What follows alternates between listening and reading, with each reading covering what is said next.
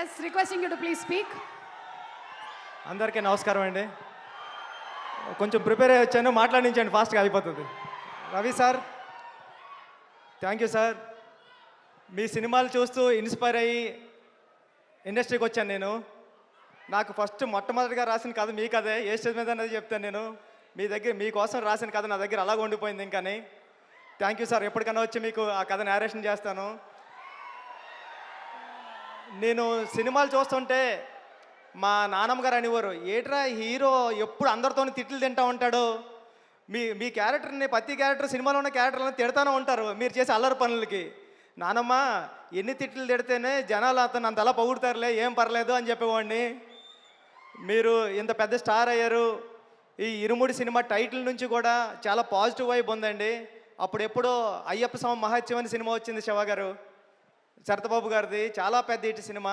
అలాగే ఈ సినిమా కూడా చాలా పెద్ద హిట్ అవ్వాలని మనస్ఫూర్తిగా కోరుకుంటున్నానండి. శివన్న, మీకు నేను మీ మ్యూజిక్కి మీ డైరెక్షన్కి నేను చాలా పెద్ద ఫ్యాన్, చాలాసార్లు చెప్పాను ఇది. ఈ సినిమా కూడా మీ కెరీర్లో చాలా పెద్ద హిట్ అవ్వాలని మనస్ఫూర్తిగా కోరుకుంటున్నానండి.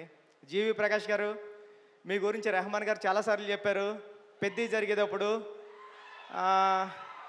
మీరు చిక్కుపొక్కు చిక్కుపొక్కు రైలు ఆ పాట ఉంది కదండి, దాంట్లో చిన్నపిల్లవాడు పాడతాడు కదా చిక్కుపొక్కు చిక్కుపొక్కు రైలు అని, ఆ పాట పాడింది జీవి ప్రకాష్ గారే.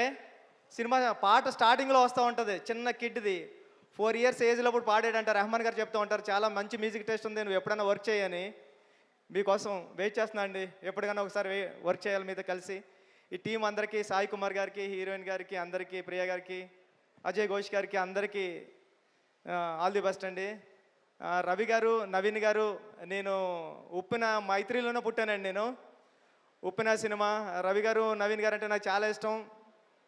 వీళ్ళు బ్యానర్లో వచ్చే ప్రతి సినిమా పెద్ద హిట్ అవ్వాలని మనస్ఫూర్తిగా కోరుకుంటానండి. టీం అందరికీ ఆల్ ది బెస్ట్ అండి. థ్యాంక్ యూ సో మచ్ అండి. థ్యాంక్